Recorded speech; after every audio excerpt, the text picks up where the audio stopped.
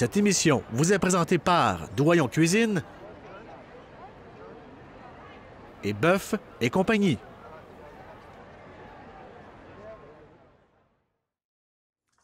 Alors bonsoir et bienvenue à Au goût de chez nous. Ce soir, on parle canard de l'entrée au mets principal et on le fait en 3 façons. Premièrement, on va faire un foie gras de canard qui va être poêlé, qu'on va servir avec une petite compote de pommes échalotes et de carminé du terroir avec une touche de sirop d'érable, juste une petite touche, pas beaucoup. Ensuite, on va préparer un magret de canard et aussi une cuisse de canard confite. Les deux vont pouvoir s'accompagner avec la même sauce qu'on va faire, qui est une petite sauce au bleuet, anis et miel. Alors, pour commencer, on va commencer avec le dessert, comme toujours. Le dessert, crème brûlée à l'érable, donc un petit classique de la cuisine française qui se va très bien avec le canard qui vient de la région du Périgord en France. Donc, on va commencer crème brûlée. On va avoir besoin de jaune d'œuf, de crème et de sirop d'érable. 3 ingrédients, c'est tout ce qu'on a besoin. C'est parti, on commence.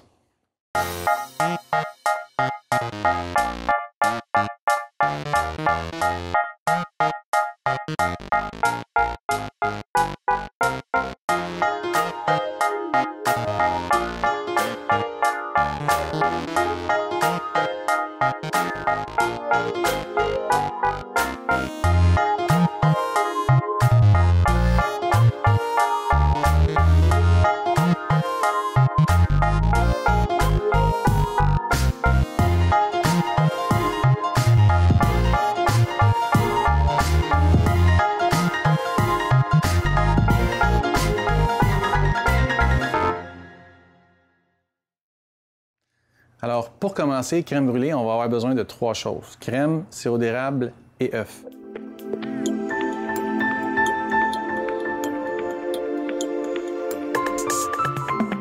J'ai besoin seulement des jaunes, donc les blancs, je vais les disposer, j'en ai pas besoin pour aujourd'hui. On va commencer par faire chauffer notre crème, puis on va faire chauffer aussi notre sirop d'érable. Donc la crème, elle doit être bouillante. Donc on va mettre ça à chauffer. Je vais le mettre à feu lent, parce que je veux que mon sirop d'érable ait le temps de bouillir et réduire. Dans ma casserole, je vais verser mon sirop d'érable. J'ai une tasse de sirop d'érable, puis j'ai 500 ml de crème 35. Vous pouvez utiliser de la crème à 15, champêtre, à cuisson, peu importe. Il n'y a aucun problème. Là, je vais prendre mon sirop d'érable. Puis ce que je veux faire, c'est que je veux faire réduire mon sirop d'érable. Donc, je vais le mettre à bouillir, je vais le surveiller pour pas qu'il déborde du chaudron. Mais avec une tasse, j'aimerais ça qu'il réduise environ à une demi-tasse. Donc, vraiment concentré, obtenir plus une consistance presque de tire, mais un petit peu plus que la tire quand même. On laisse aller ça. Pendant ce temps-là, on va séparer nos jaunes et nos blancs. Pour la crème brûlée, je vais utiliser un pied mélangeur. Donc, cet outil-là. La seule raison pourquoi je fais ça, c'est que quand je vais verser mon sirop d'érable très chaud sur mes jaunes d'œuf, je veux que ça brasse vite pour que le sirop ne cuise pas les jaunes. Je veux que ça serve d'émulsion, mais pas de cuisson. Donc, il faut vraiment faire attention de rajouter le sirop un petit peu à la fois. J'ai besoin de 4 jaunes d'œuf.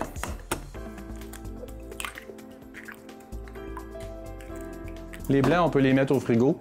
Si jamais on a une petite meringue à faire une journée, on en aura sous la main, ça peut se conserver 3-4 jours facilement. Donc, aucun souci pour ça. Là, je vais attendre que mon sirop bouille, qu'il réduise. Ensuite, on va le verser sur nos jaunes pour faire une émulsion. Une fois que ça va être fait, on va rajouter notre crème 35. On va la distribuer dans nos 4 ramequins. On va mettre ça au bain-marie et au four à 325 degrés, puis on va laisser cuire environ 45 minutes.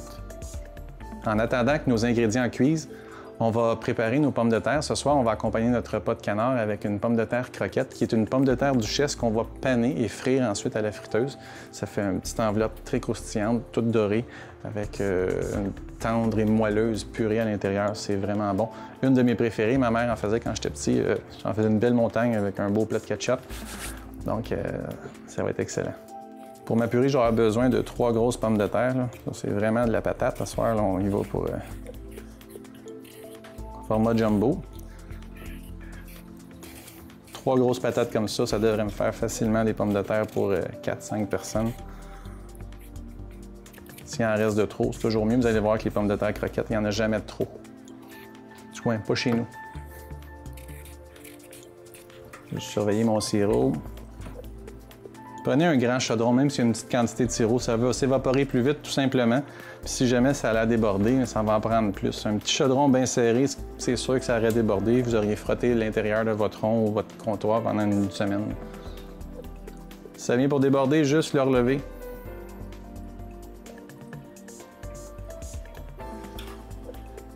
Je vais mettre à cheval sur le rond. Ça va mijoter sur un côté, mais pas sur les deux. Juste conserver un œil sur le sirop pour être sûr que ça ne déborde pas. Je pense qu'on est bon. Ça a tendance à vouloir déborder une fois, puis on dirait qu'après ça, bien, ça a compris que c'était pas une bonne idée. Donc, nos pommes de terre, on va les couper à peu près en 10 morceaux, tout dépendant de la grosseur. J'essaie toujours d'avoir un morceau qui, comme je dis toujours, l'équivalent à peu près à mon pouce, un petit peu plus gros. Ça facilite la cuisson. On essaie de les couper de la même grandeur pour qu'il y ait une cuisson uniforme.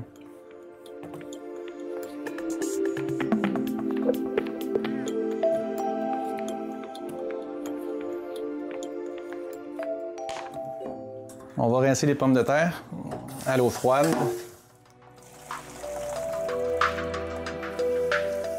Je vais ensuite les couvrir avec de l'eau froide. Je les mets sur le rond, je les apporte à ébullition. Je vais mettre une cuillère à soupe de sel dans mon eau de cuisson.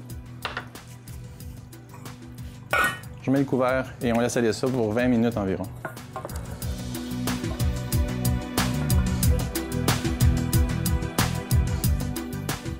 Le sirop s'évapore et commence à épaissir, c'est bien. On est sur la bonne voie.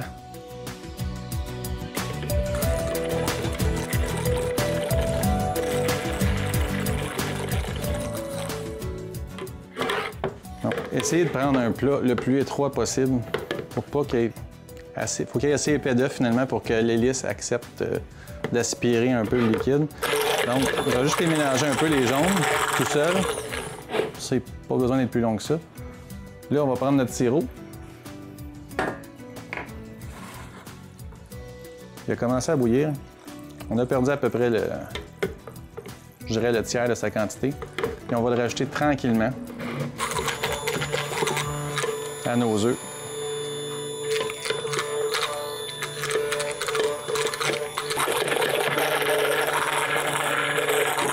Donc, je vais rajouter mon sirop maintenant dans mon mélange d'œufs. Je vais pencher un peu ma tasse. Je veux pas que ça renverse, mais je veux quand même que... Donc, en mince filet. On va avoir une belle émulsion, donc ça va répartir ça en petites gouttelettes uniformes d'œufs et de sirop sans que ça cuise.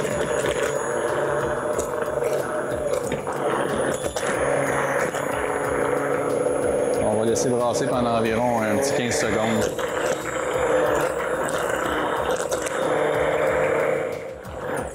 OK, ça c'est fait. Notre crème est bouillante, elle a commencé à faire de la mousse, donc c'est un signe que ça a bouilli. On va rajouter la crème également tranquillement.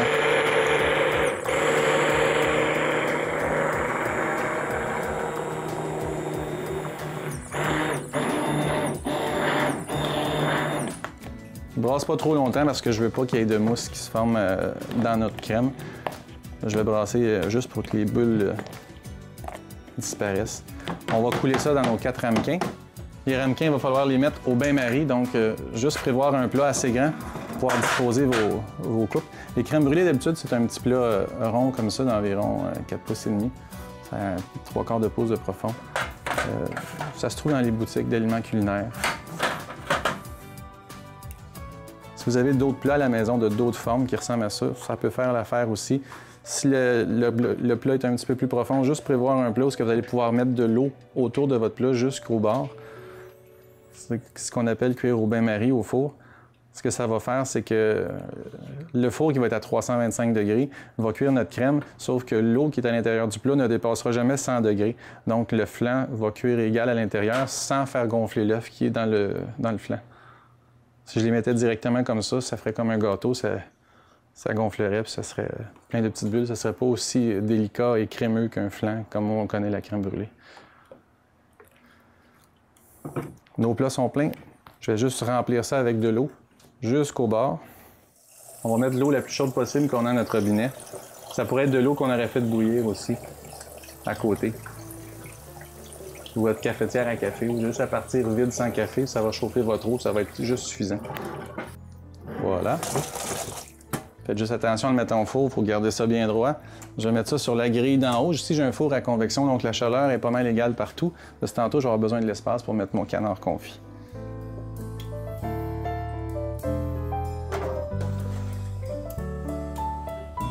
Voilà. Donc ça, c'est parti pour environ 40 minutes. Après 40 minutes, on va regarder, juste en brassant le plat, on va voir si la crème se promène un petit peu trop. On va laisser aller encore, sinon on devrait être juste correct. Deuxième étape qu'on va faire, on va se lancer sur notre canard confit parce que lui aussi va cuire pendant 2h30, donc on veut le laisser aller, on va lui donner du temps. Donc, canard confit, on va avoir besoin, on va faire 2 cuisses. J'ai déjà préparé d'autres cuisses qui sont prêtes pour vous montrer les étapes pour pas qu'on ait à attendre la durée de la cuisson totale. Par contre, on va quand même voir chaque étape une à la fois. Donc, vous allez avoir besoin de 2 cuisses de canard. Vous allez avoir besoin de gros sel, de poivre et de thym sec.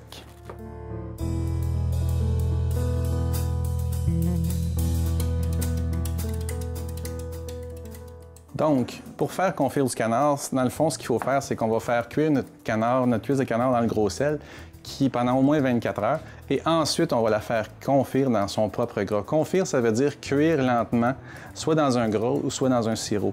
Donc ici, dans ce cas-ci, on va utiliser de la graisse de canard. Donc vous aurez aussi besoin de graisse de canard. La bonne nouvelle avec la graisse de canard, c'est qu'au début, il faut investir un petit peu pour en avoir. Sauf qu'à chaque fois qu'on fait des cuisses confites, le gras de notre canard va nous en donner encore plus que ce qu'on avait au départ. Donc, puis si on peut réutiliser la graisse de canard, donc c'est un investissement à long terme. Une fois que c'est cuit, on a juste à laisser refroidir un peu la graisse, la mettre dans une passoire, retirer tous les résidus et la laisser figer au frigo. Après ça, on la remet au congélateur. Puis quand on a besoin, on la ressort du congélateur, on la laisse dégeler, on la chauffe, on l'utilise, on la laisse refroidir et c'est un cercle qui s'éternise comme ça. Vous pouvez réutiliser votre gras de canard pratiquement indéfiniment. Donc, 2 cuisses de canard, ça ressemble à ça. C'est très gras. Toute cette partie-là ici, c'est du gras de canard. La viande, je vous dirais qu'à peu près 50 de 30 que c'est du gras, 30 c'est de l'os, puis 30 c'est de la viande. Donc, il y a un petit 10 qui disparaît quelque part. Vous avez besoin de pain frais. J'ai aussi pas dit tantôt, mais on va avoir besoin de feuilles de laurier. Juste les concasser. Ce qu'on va faire, c'est qu'on va assaisonner nos cuisses comme il faut. Juste côté chair, dans le fond, le côté gras, il n'y en a pas vraiment besoin. Donc, juste mettre thym frais, on va mettre des feuilles de laurier, du poivre. Là, faites-les rentrer dans votre viande avec vos doigts, massez ça un petit peu. Et on va avoir besoin d'environ une tasse de gros sel. Là, le sel, vous prenez un plat qui va aller au frigo, qu'on va pouvoir couvrir avec une pellicule plastique. Donc, juste en déposer un peu partout dans le fond. On va déposer notre canard côté viande sur le gros sel. Donc, il faut vraiment en mettre partout. Puis, soyez généreux, inquiétez-vous pas, on va tout l'enlever. Ce que ça va faire, ça, c'est que ça va retirer toute l'eau qu'il y a dans la viande. Puis, quand on va le mettre dans le gras de canard, bien, ça va faire que ça ne fera pas des pétillements de gras qui revolent partout et ça va pouvoir cuire tranquillement, donner toute sa saveur. Le sel, on va l'enlever, on va le rincer tantôt. Donc, inquiétez-vous pas. C'est très salé, oui, c'est une cuisse confite, mais ça reste qu'on ne consomme pas tout ce sel-là. Donc, juste couvrir comme il faut. On va en mettre par-dessus aussi.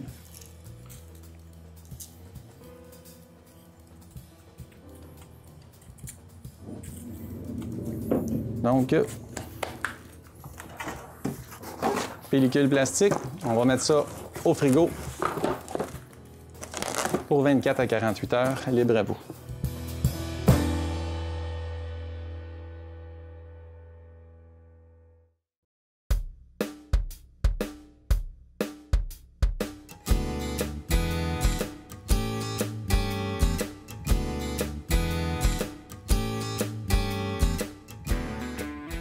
Bonjour, mon nom est Maurice Talsier. Je suis producteur agricole, producteur maraîcher, pomiculteur, sériculteur. Je suis à Ville-Mercier. J'ai 45 ans. Ça fait 25 ans que je fais ce métier-là. Et c'est venu, à l'origine, j'étais en études en technologie physique. Et la famille et moi, on est venus ici à Ville-Mercier en 1987 et on a acheté une ferme ici. Et ça a été comme une piqûre et d'où le métier de technologie physique a pris le bord un peu. Puis depuis ce temps-là, je persévère de ce côté-là. Mais moi, mon plus gros plaisir là-dedans, c'est de cultiver pour bien manger et savourer ce qu'on mange aussi. Avec le temps, c'est des choses qui sont très importantes. La ferme, à l'origine, a été achetée frères et sœurs avec mon père. On était 7 copropriétaires. Maintenant, on est 6. Mon père est décédé. Et on continue, on persévère. On a continué de faire des choses. On cherche toujours à améliorer, à investir. C'est des choses qui nous préoccupent beaucoup. Mais pas de prendre de l'expansion au niveau territorial, mais de se concentrer sur ce qu'on a déjà pour améliorer ce qu'on a déjà. Nous, on produit au-dessus de 200 produits complètement différents. Bien, complètement différents, c'est qu'on va aller faire toute la gamme des tomates, toute la gamme des poivrons, toute la gamme des zucchini, toute la gamme des courges d'hiver. Fait qu'on augmente nos variétés comme ça. Comme les pommes, on a 27, 28 variétés de pommes. C'est des choses qui sont importantes pour nous. On fait quasiment... On nous pose plus la question qu'est-ce qu'on fait pas plutôt que qu'est-ce qu'on fait. Comme ça, c'est plus simple à répondre. On ne produit pas de carottes, de betteraves, d'oignons, d'échalotes, de radis, de laitue. C'est des légumes qu'on ne fait plus. Mais le reste, on les fait toutes. Les tomates, les concombres, les poivrons, les aubergines, les zucchini, les courges d'hiver. On a fait les citrouilles au bout de temps. On fait le poireau, on fait le céleri rave, le céleri en feuilles. On fait les herbes, on fait toutes les sortes d'haricots. Surtout l'haricot français, c'est ce qu'on focalise plus là-dessus.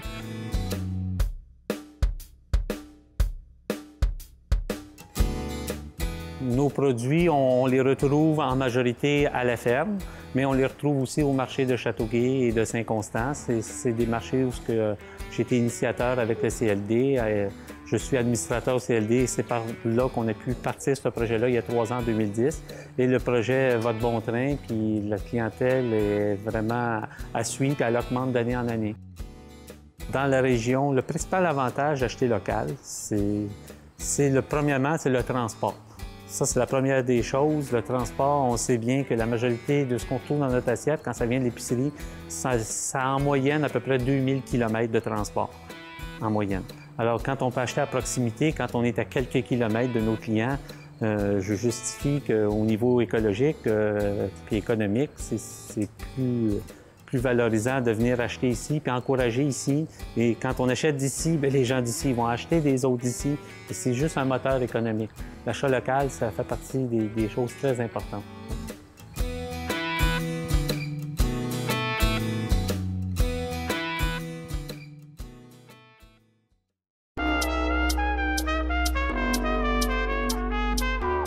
Donc, ici, dans mon chaudron, j'ai fait fondre environ 3 tasses et demie à 4 tasses de gras de canard.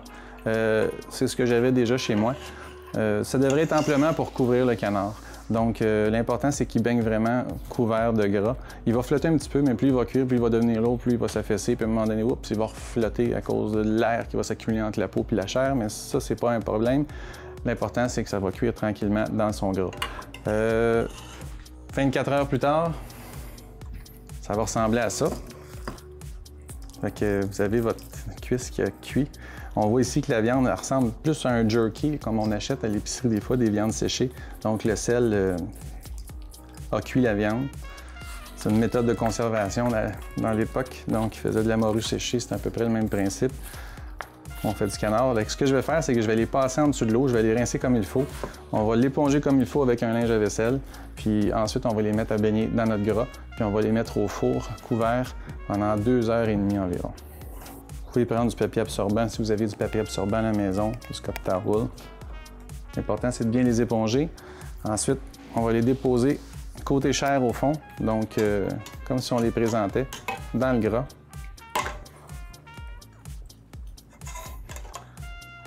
Ça prend plus de gras, moins vous avez de cuisses, plus que ça prend de gras parce que les cuisses prennent moins de place dans le plat. Donc, si vous avez 5, 6, quand vous êtes en fait des canards, en fait, je vous dirais, préparez-vous-en une dizaine. Vous allez pouvoir les mettre dans des ziplocs. Une fois qu'ils sont cuits, vous les congelez. Quand vous en avez besoin, vous avez juste à ouvrir votre sac, la sortir et l'utiliser.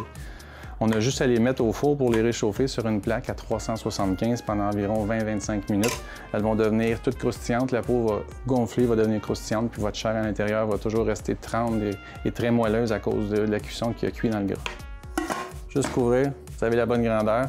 Puis là, on va mettre ça au four 2h30 de temps à 325.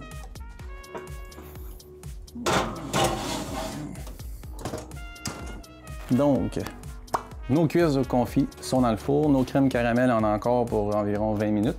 On va préparer notre escalope de foie gras avec notre petite compote de pommes et d'échalotes au carminé du terroir. Donc, j'aurai besoin de 2 pommes, une grosse échalote, 3 escalopes de foie gras et un peu de carminé et un peu de sirop d'érable.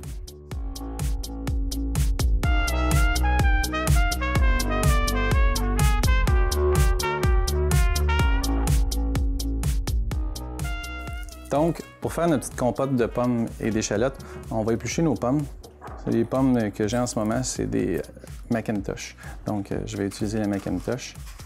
On va la couper en dés. On va les faire sauter dans un petit peu de beurre avec l'échalote dans la poêle. On va déglacer avec le sirop d'érable. On va rajouter le carminé, puis on va laisser mijoter ça un petit peu. Donc, l'échalote coupée en petits dés, mais pas trop fin. Je veux qu'on ait des petits morceaux d'échalote et qu'on la goûte comme il faut. Donc, les dés environ un quart de pouce par un quart de pouce. Les pommes, même chose, environ un demi par un demi. Donc,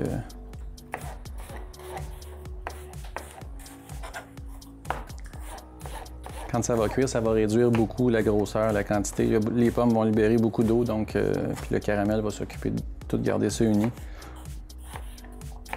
Des fois, vous avez l'impression qu'il va y avoir beaucoup de pommes, mais c'est pas tant que ça. De toute façon, c'est tellement bon, ça se mange sur nos toasts le lendemain matin. On a nos escalopes de foie gras. Tantôt, tout ce qu'on va faire, c'est les saler, les poivrer. On va chauffer une poêle très, très chaude. On va les déposer, les rôtir environ 1 minute chaque côté. Il y a beaucoup de gras qui va sortir de ça. C'est pour ça que c'est important. Un foie gras, c'est vraiment composé de beaucoup de gras. Donc, il faut faire une cuisson très rapide, très saisie. On va le servir environ mi-cuit. Donc, le centre devrait être environ médium saignant. Mais c'est comme un peu comme du beurre, le foie gras. C'est très ferme. Donc, ça se mange très bien. On pourrait le manger cru quasiment, tellement que ça s'étend quasiment au couteau. Donc, c'est vraiment, le cuisson, ça va être très rapide, saisi rapidement. Juste vérifier nos pommes de terre. Ça fait environ 15-20 minutes qu'ils sont là. Donc, pour vérifier nos pommes de terre, tout ce qu'on fait, c'est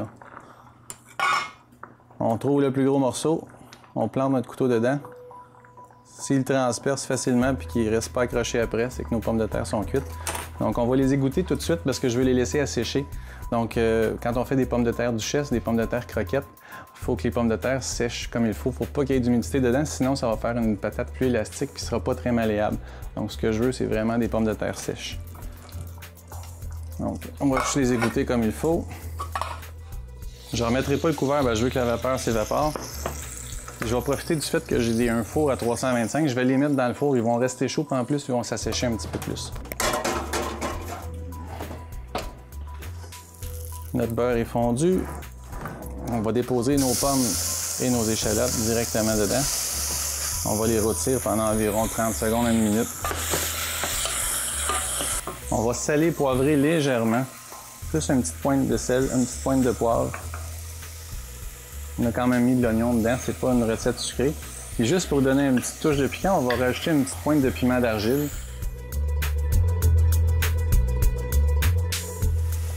Piment d'argile qui est en fait du piment d'Espelette, qui est cultivé à Hawick, dans les jardins bio santé. Exactement, les jardins bio santé. On n'a pas le droit de l'appeler piment d'Espelette ici parce qu'on n'est pas dans la ville d'Espelette en Espagne.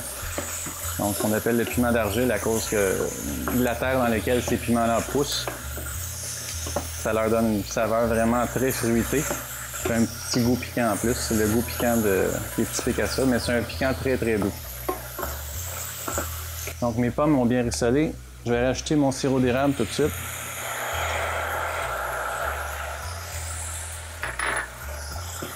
J'ai mis environ 100 ml de sirop d'érable. C'est vraiment pas beaucoup. Je vais laisser cuire mes pommes là-dedans à feu élevé pendant environ 2 minutes. Je veux pas que mes pommes éclatent, qu'elles deviennent toutes molles. Je veux qu'elles restent un peu croquantes encore. Puis avec notre échalote, ça va lui donner le temps de se ramollir puis de se mélanger les deux saveurs. Donc, je vais conserver mes escalopes de foie gras au frigo en attendant que ma compote elle se finisse de cuire puis qu'elle refroidisse un petit peu. On va la servir tiède par-dessus notre escalope chaude. Puis au moment de servir notre repas principal, tantôt, on va tout dresser nos assiettes une après l'autre. On va cuire notre foie gras, on va dresser notre assiette principale et on va brûler notre crème brûlée. Puis on va tout combler et finir ça en beauté. Donc, on va finir nos pommes de terre tout de suite. On va les sortir du four, on va les piler, on va les lier avec le jaune d'œuf et ensuite, on va les former à la forme qu'on veut. On va les rouler dans notre farine, nos œufs puis notre chapelure, puis on va les faire frire à la dernière minute. Donc, je vais avoir besoin d'environ une tasse de farine,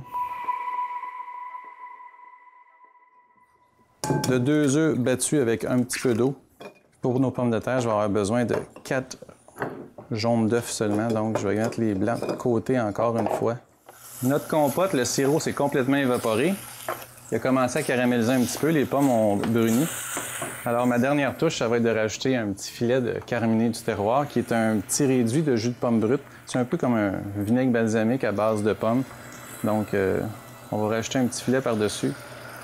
Ça va lui donner un petit goût caramélisé, acidulé, avec un bon petit goût de pomme qui va venir relever notre compote. Donc, c'est vraiment notre compote. La voici, la voilà. Tout simplement. Pas besoin de faire compliqué, ça va être délicieux. Donc, pour finir notre appareil à l'anglaise, qui est constitué d'œufs avec un peu d'eau battue, de la farine, on va rajouter de la chapelure. Ici, j'utilise la chapelure panko, qui est une chapelure de pain japonaise. Là, j'en ai peut-être 2 tasses. Je vais sûrement en avoir de trop, mais c'est plus pratique plus qu'il y en a pour rouler dedans.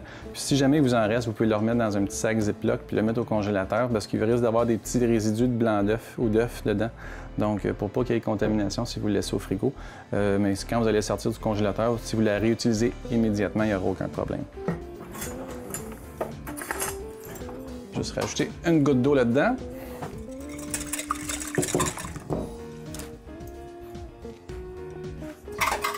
Je vais sortir mes pommes de terre du four. Là, on peut voir qu'ils ont séché un petit peu au four. Ils ont commencé pas à rôtir, mais l'eau est bien sortie de là, la vapeur. Il n'y a plus de vapeur qui sort. Donc, avec mon super pilon à pommes de terre, premièrement, je vais les assaisonner. Toujours, je vais rajouter une pointe de sel, un petit peu de poivre. On va écraser les pommes de terre comme il faut.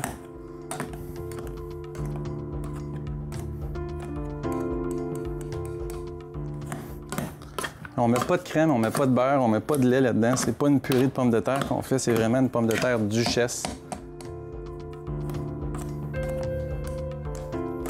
Donc, je veux vraiment être certain qu'il ne reste pas de gros motons de patates.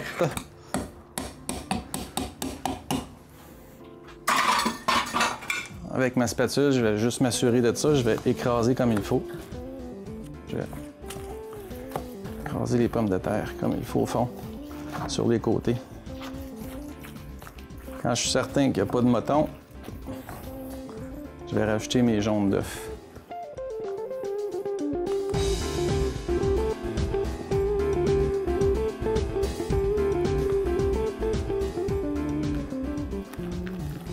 Ça va assouplir beaucoup les pommes de terre. Mais en même temps, quand le jaune va finir par cuire à cause de la chaleur, ils vont devenir un peu plus fermes et plus malléables. Fait qu'on va attendre un petit peu. On va laisser les œufs faire leur travail. Dans quelques minutes, on va pouvoir les former à la forme qu'on veut. Ça va être un peu comme faire de la plasticine. Et les paner.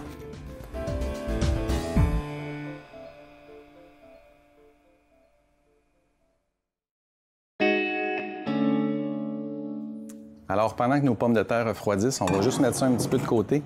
On va s'attaquer à nos magrets de canard. Donc, les magrets de canard, c'est des poitrines de canard qui ont été gavées. Utilisées dans la région, ici, on a beaucoup d'élevage de canard mulard. Le canard mulard, c'est un mélange entre le canard de Pékin et le canard de Barbarie. Il y en avait un qui était beaucoup trop gras avec pas assez de viande et l'autre qui était vraiment très viandeux avec pas assez de gras. Donc, ils ont fait une petite fusion et ont créé le canard mulard. C'est le canard mulard qu'on utilise plus souvent au Québec et c'est avec lui qu'on fait le foie gras. Donc, c'est vraiment le plus populaire. Dans la région, on est chanceux, on a 3 éleveurs, 3 producteurs. On a les élevages Carfio à Mercier, On a les élevages Périgord à Saint-Louis-de-Gonzague. Puis j'ai découvert il n'y a pas très longtemps à Elgin, pas loin, un petit monsieur qui fait ça chez lui. Un petit monsieur qui a l'air retraité, si vous voulez mon avis. Il s'appelle Jean-Pierre Duguay. C'est au Canard l'Artisan. Donc, il fait un produit artisanal vraiment nourri, différemment des élevages commerciaux. Donc, si jamais ça vous donne une envie d'aller le visiter, allez-y. Il est au marché aussi l'été à Châteauguay, pardon. Donc, il est au marché de Châteauguay. Il a son petit kiosque qui fait goûter ses produits, il les vend. Très bons produits. Donc, je vous encourage à aller le visiter. En fait, tous les visiter. Quand vous allez acheter des magrets de canard, sans doute qu'ils vont vous les vendre comme ça. C'est des emballages sous vide. Ce qui est bien le fun, c'est que ça se conserve très longtemps. Donc, si vous en achetez, vous pouvez les garder frais à la maison de 2 à 3 semaines, il n'y a aucun problème, même plus que ça. Juste vous informer. Souvent, il y a des dates de péremption sur l'emballage, donc juste vérifier ça. Donc, on va les sortir de l'emballage. Là, vous allez remarquer que le canard, il est très, très gras. Donc, on a un beau muscle en dessous qui est un muscle de poitrine, donc un peu comme la poitrine de poulet. Très, très viandeux. Il n'y a aucun gras à l'intérieur de la viande. Tout le gras est à l'extérieur. Puis ce gras-là, il va cuire, il va fondre en cuisant, mais il va surtout donner beaucoup de saveur. On fait cuire nos cuisses de canard confit dans le gras de canard, donc ce gras-là, ça vaut de l'or. Vous allez voir, quand vous allez acheter du gras de canard, premièrement, c'est assez dispendieux, mais en même temps, comme je vous dis, ça se réutilise puis ça se multiplie tout seul, donc ça devient avantageux à long terme. Donc, pour permettre à notre viande de mieux cuire, on va l'aider un petit peu, donc en perçant le gras. Ce que je vais faire, c'est qu'avec la pointe de mon couteau, là, je vous dis, le canard, il y a environ un bon quart de pouce de gras à la surface. Donc, je vais tenir mon couteau avec mes doigts et je vais laisser un quart de pouce dépasser. Puis en faisant ça, je vais m'assurer de ne pas trancher la chair qui est dessous le gras. Donc, je vais faire des incisions à la surface. On va faire comme un petit damier. Ça, ce que ça va faire, c'est que ça va permettre à la chaleur de mieux se rendre à la viande pour la cuire, puis en même temps, ça va permettre au surplus de gras de s'écouler dans le fond de la poêle. Donc, si vous êtes vraiment fanatique, vous pouvez, dans les premières minutes de cuisson, le gras qui va se libérer, vous pouvez le mettre dans un plat puis le rajouter à votre gras de confit de canard, il n'y a aucun problème. Par contre, si vous le laissez là tout le temps de la durée de la cuisson, ce qui va arriver, c'est qu'il va devenir un petit peu trop chaud, il va changer de couleur, puis il va altérer sa qualité de première qui est supposée être jaune, blanche et non pas brune. Donc, dans ce cas-là, vous devriez le jeter malheureusement. Si on regarde de près, j'ai franchi tout le gras, mais je n'ai pas touché au muscle en dessous. On voit encore la membrane du muscle en dessous. Je ne sais pas si vous êtes capable de le voir comme il faut. Donc, le gras devrait s'écouler facilement puis permettre à la chaleur de se rendre jusqu'à la viande.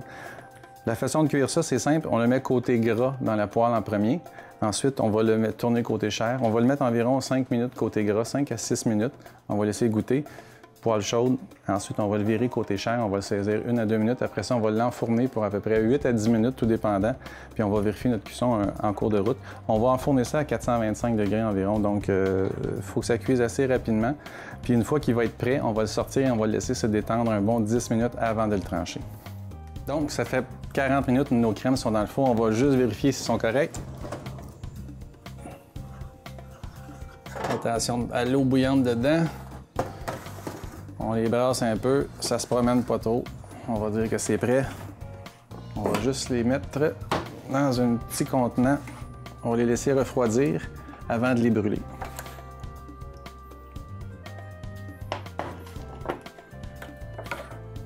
On va mettre nos crèmes brûlées, on va aller les mettre au frigo. On va les laisser figer. Ensuite, on va juste les saupoudrer de sucre puis les brûler avec la torche. Ça va être prêt. Donc, la prochaine étape, ça va être la cuisson de nos magrets. Donc, ce que je vais faire, c'est que je vais partir ma grande poêle ici, feu très élevé. Et c'est à peu près la seule viande au monde qu'on peut déposer à froid dans notre poêle. Si je la mets dans la poêle puis que la poêle n'est pas chaude, tout ce qui va arriver, c'est que le gras va commencer à fondre plus tranquillement. Donc, il risque moins de perdre sa couleur. Puis si on veut le récupérer justement pour pouvoir le réutiliser pour autre chose, donc il va avoir moins de temps de chauffer, ça va être parfait. Donc, ce que je vais faire, c'est que je vais les tourner côté gras. C'est le côté qu'on va déposer dans la poêle. Et on va les saler et les poivrer. Toujours généreusement. Je prends toujours mon gros sel, cochère. Et j'en mets vraiment partout sur la viande. J'ai pas besoin d'assaisonner le côté gras. Il n'est pas en contact avec la viande. On va juste bien assaisonner le fond.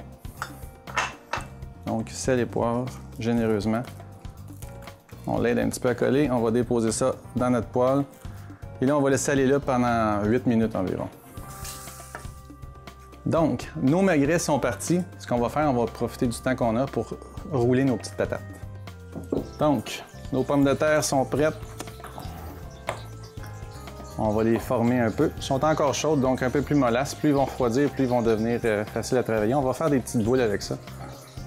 Donc, un peu plus compliqué à travailler comme ça. On va les rouler dans la farine. Ensuite, on les roule dans les œufs et dans la chapelure.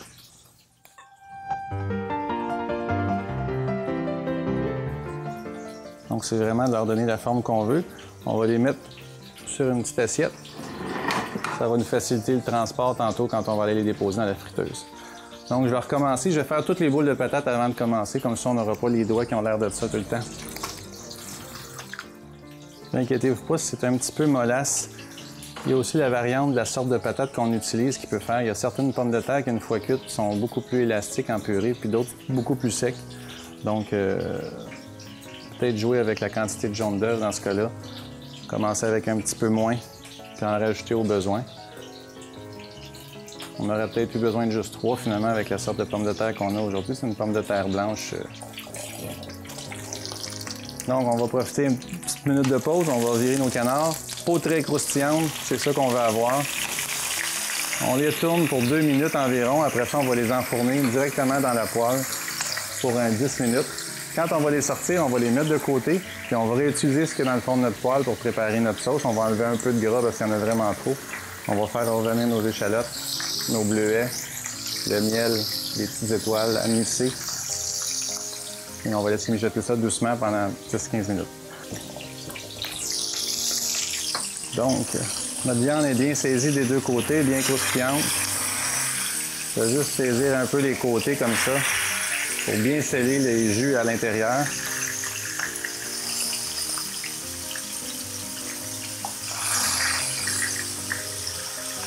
Donc, j'ai augmenté la température de mon four à 425 degrés. Je vais sortir les cuisses de canard confit qui sont encore dedans, ils devraient être prêts. Donc, on va sortir ça, on va regarder ça. Ça frétille là-dedans, mon ami. On dépose les canards. On referme et on calcule un bon petit 10 minutes, 8 à 10 minutes. Je vais regarder mes cuisses de canard. Regardez ça. La peau est un petit peu dorée. La chair se détache facilement. Donc, c'est bien cuit. On le voit aussi à la chair qui a rapetissé autour de l'os tantôt. C'était vraiment tout enveloppé autour de l'os, la graisse. Donc, ça a fondu. Si je vais les servir pour le repas tout à l'heure, ce que je vais faire, c'est que je vais les égoutter comme il faut. Je vais les remettre au four pour faire dorer la peau seulement. Donc, en même temps que nos canards cuisent, on va les déposer au four. La peau va rôtir, elle va s'assécher, le gras va s'égoutter un peu dans la fond de la poêle. Et on va libérer, on va pouvoir dresser nos assiettes aussi avec cette merveilleuse cuisse de canard. C'est bon. On fait attention, le chaudron, c'est très chaud. La graisse, on va la laisser tiédir. Il ne faut pas la laisser refroidir complètement, sinon elle va refiger. Donc, quand elle va être tiède tantôt avec un tamis, on va juste la filtrer, la remettre dans son contenant et la réfrigérer jusqu'à demain, le temps qu'elle fige solidement, puis je vais pouvoir la remettre au congélateur et la réutiliser une prochaine fois si je veux.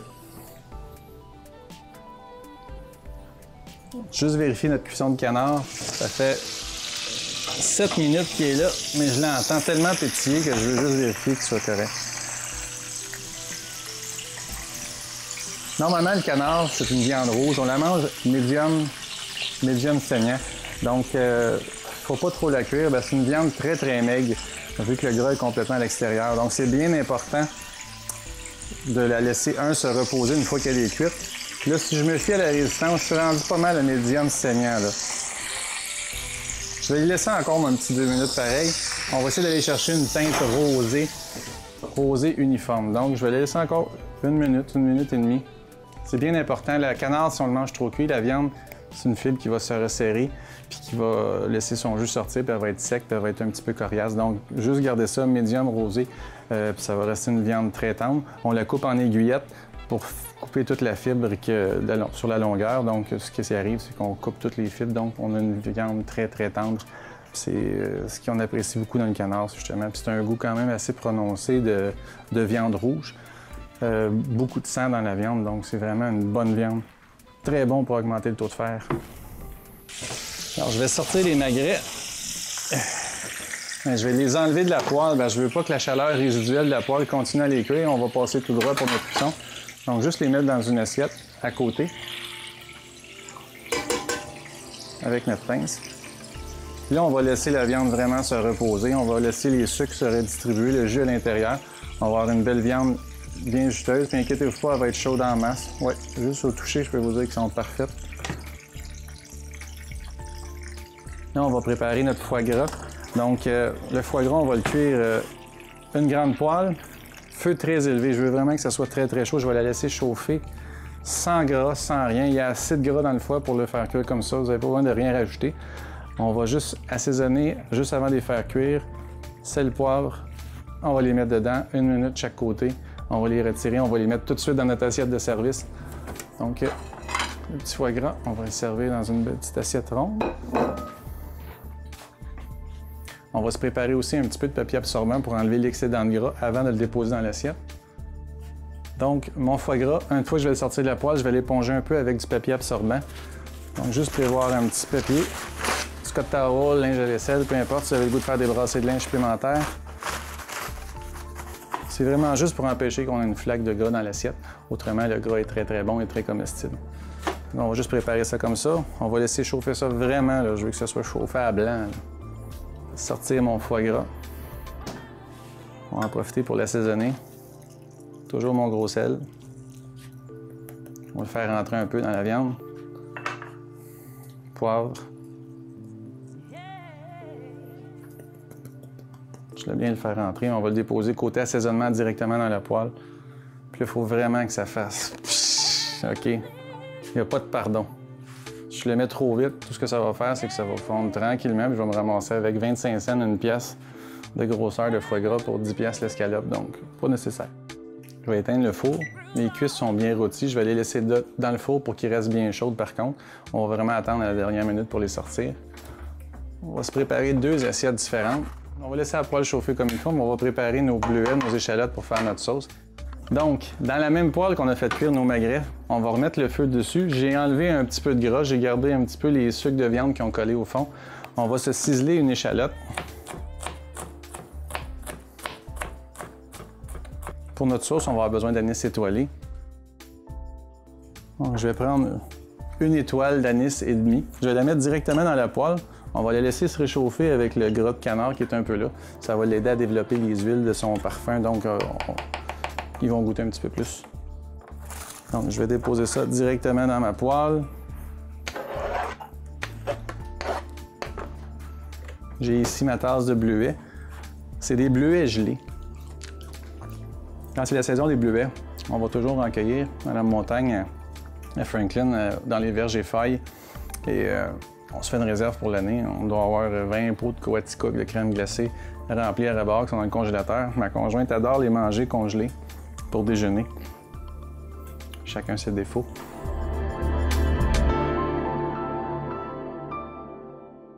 On va déposer les bleuets. On va les faire revenir un petit peu dans le gras de canard.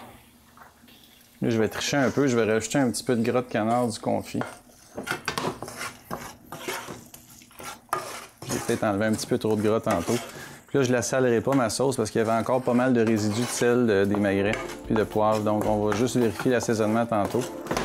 On va laisser aller ça tranquillement. Pendant que ça va aller, on va faire cuire nos escalopes de foie gras. Là, ma poêle est vraiment chaude. Là. Je l'ai laissé aller. On va faire le test.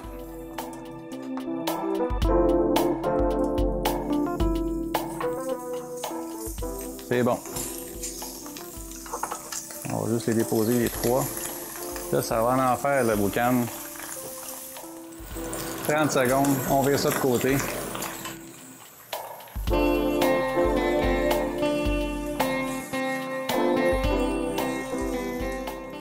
On va enlever un peu de gras tout de suite. Je veux pas que le gras brûle. On va laisser rôtir encore. C'est tout. Je veux les sortir tout de suite. Ils sont bien saisis, bien caramélisés. On va surveiller notre sauce. Donc, nos bleuets sont en train de rôtir avec notre échalote et notre anis étoilé. Je l'ai remis sur mon rond un peu plus gros. Il chauffe un peu plus fort, ça va aller plus vite. Donc, on fait revenir nos échalotes avec nos bleuets. Un coup que c'est bien saisi, puis on l'entend bien crépiter, on va déglacer notre poêle avec un petit peu de vinaigre de cidre. C'est du vinaigre de cidre de pomme.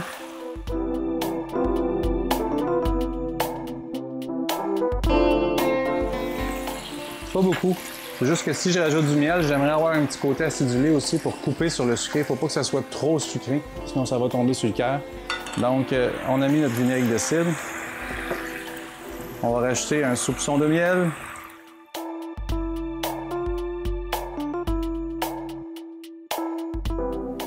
Je vous dirais environ 2 cuillères à soupe de vinaigre de cidre, puis 2 bonnes cuillères à soupe de miel.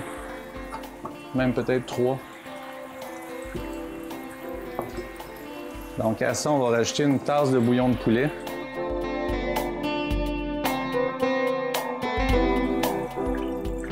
Si vous avez du bouillon de canard sous la main, tant mieux, profitez-en. C'est l'occasion de s'en servir. On va laisser mijoter ça, on va réduire environ du tiers, puis ensuite on va la lier avec un petit peu de fécule de maïs, juste pour l'épaissir, avoir la consistance qu'on recherche.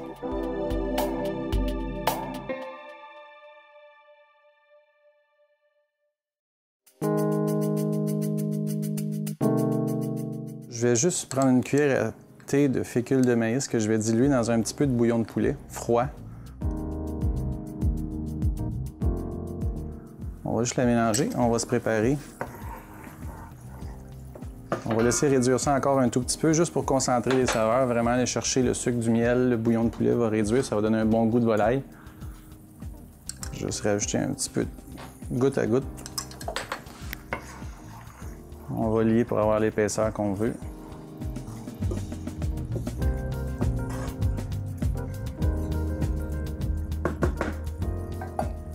On a une belle consistance. On va éteindre le feu, on va laisser ça au chaud. Dernière étape, on va faire cuire nos asperges. Donc, on a une belle petite botte d'asperges ici. Les asperges, d'habitude, cassent où est-ce qu'ils ont besoin de casser. Donc, ça, c'est la partie qui est comestible. Celle-là, vous pouvez la garder pour faire des soupes ou des bouillons. Vous avez juste à les casser comme ça. Ou si vous n'êtes pas patient comme moi, vous mettez votre main environ 4 doigts en bas de la tête, puis on coupe ça. Là, on va faire nos cochons ce soir. On va les faire cuire dans du gras de canard. On va vraiment faire nos goinfres. Là, on va rajouter un petit peu de gras du canard confit.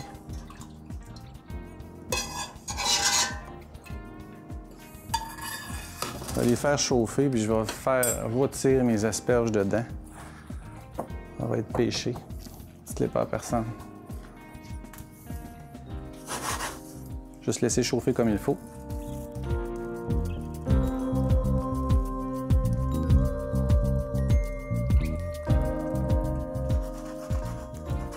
Puis à la grosseur qu'ils ont les asperges, on va les faire rôtir environ 3 minutes. Ils vont être encore croquantes. Quasiment frites dans le gras de canard. On va faire cuire nos petites pommes de terre croquettes. Donc, l'huile à 350 degrés. Nos petites pommes de terre sont prêtes. Tout ce qu'on fait, c'est les déposer dans notre panier. Les descendre dans l'huile, ça prend environ 1 minute 30. Après ça, on va les sortir, on va les disposer sur un papier absorbant pour enlever l'excédent de gras. Puis, on va dresser nos assiettes.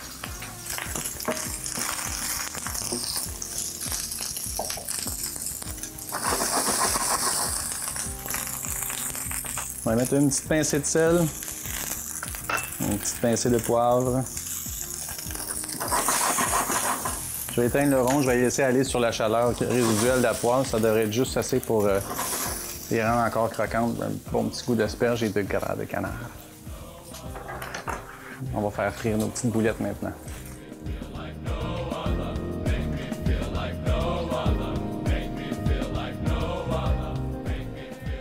Les pommes de terre sont prêtes. Juste les égoutter comme il faut sur mon papier. Pendant qu'elles sont encore chaudes, on va leur mettre une petite dose de sel et de poivre. Et on en a assez pour dresser nos assiettes. On va faire une petite présentation de ce qu'on va manger ce soir. Donc, nos escalopes de foie gras, bien chaudes. Normalement, on en met une par personne, donc juste voir à ça. avec notre petite compotée de pommes et échalotes avec les caraminés. Question de donner une petite touche de finesse, on va juste laisser couler un filet tout autour notre carminé et on pourrait servir ça comme ça. On peut accompagner ça avec des petites toasts dans le gras de canard, pourquoi pas. Alors, ça peut être mangé comme ça, il n'y a aucun problème. Magret de canard, comme vous avez vu, la viande s'est reposée puis tous les jus sont sortis ici, l'excédent de jus qu'on n'avait pas besoin, le sang, finalement, il ne se retrouvera pas dans notre assiette, il est déjà là. Ça, on peut le rajouter par contre dans notre sauce. Plein de saveurs. Un petit peu de gras de canard supplémentaire, c'est pas bien grave. On n'est pas à 10 calories proche. On va juste préparer des aiguillettes de canard. Donc, les fibres du canard sont faites dans le sens de la longueur comme ça. Donc, si on ne veut pas que ça soit trop coriace, on va les couper perpendiculaires à la fibre. Donc, la fibre est comme ça, je tranche comme ça.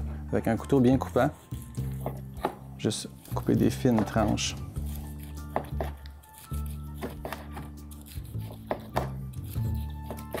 Là, vous allez voir la cuisson, c'est rosé, un petit peu de ça encore. Mais autrement, notre viande est parfaite. Tendre et juteuse. Puis avec un petit gras croustillant à la surface. Donc, normalement, on sert 2 portions par un magret. Donc, ici, on va prendre nos asperges légères. On va les disposer au fond de notre assiette. À ça, on va rajouter une petite pyramide de boules. Tiens, on va en mettre 4 parce que c'est vraiment bon. Et on va étendre nos aiguillettes juste à côté.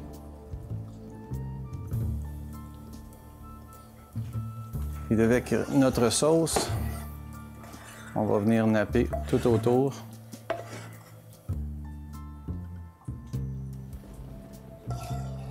J'allais ramasser quelques fruits.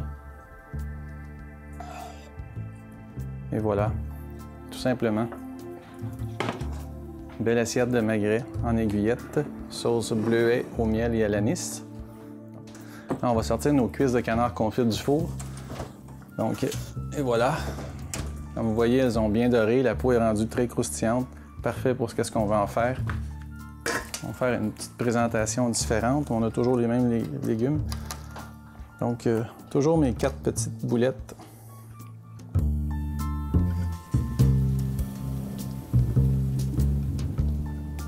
On va se mettre quelques asperges on the side.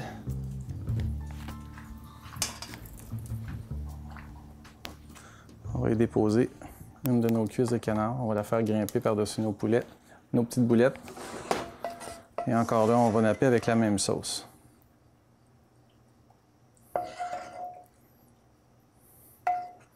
On va mettre une petite étoile. Alors voilà, on a 3 plats différents. Il nous reste simplement à brûler nos crèmes brûlées à l'érable. Pour ce faire, on va avoir besoin de sucre blanc. Je ne vous conseille pas de prendre du sucre d'érable. Le sucre d'érable, avec la torche, va brûler tout de suite. Donc, malheureusement, vous allez avoir le goût d'érable au fond, mais vous allez avoir une belle croûte avec du sucre blanc régulier. Juste aller chercher les crèmes brûlées. Donc, votre crème brûlée, on la met dans l'assiette. On va aller chercher notre sucre régulier.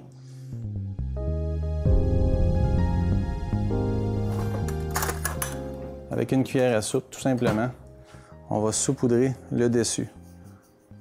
On essaie de mettre une couche régulière partout. On couvre toute la surface. L'idéal, c'est une crème brûlée.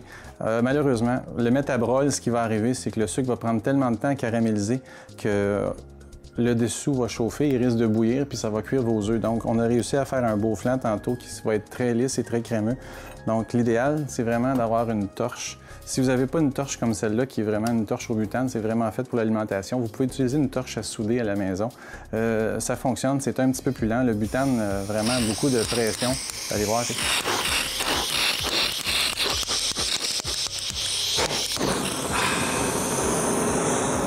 Donc, une belle pression. Ce qu'on va faire, c'est qu'on va chauffer notre sucre tranquillement. Je ne veux pas me mettre trop proche, sinon il va brûler tout de suite. Donc, en étant loin, il va fondre tranquillement. Là, je ne reste jamais en même place. Là. Je fais vraiment un mouvement. La chaleur n'a pas le temps d'augmenter trop vite. Vous voyez, le sucre commence à caraméliser, donc j'évite cette section-là. Maintenant, je vais me promener au-dessus de la section qui n'est pas brûlée. Parfait, on n'y touche plus. Si on veut, on peut promener notre sucre à la surface pour être sûr que le noir un petit peu. Ça prend pas beaucoup de temps. La crème est encore froide en dessous, j'ai aucun problème à tenir le bol, c'est vraiment froid. Faut attendre vraiment que la crème soit froide jusqu'au centre. La croûte va prendre environ 1 minute à durcir, elle va devenir dure, et on va avoir le résultat typique de la crème brûlée, là, avec le toc, toc, toc que les gens recherchent, les vrais amateurs de crème brûlée en tout cas. Donc, crème brûlée à l'érable. L'érable, ça ne peut pas goûter plus chez nous que ça. Canard confit, sauce au bleuet, anis et miel. Encore là, ça ne peut pas goûter plus que chez nous. Magret de canard poêlé avec la même sauce, bleuet, anis et miel. Donc, encore là, ça a l'air de chez nous.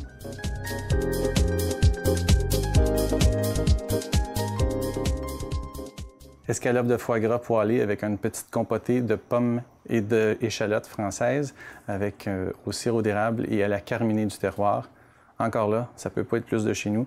Donc, voici le canard au goût de chez nous. Bon appétit tout le monde et on se revoit la prochaine fois.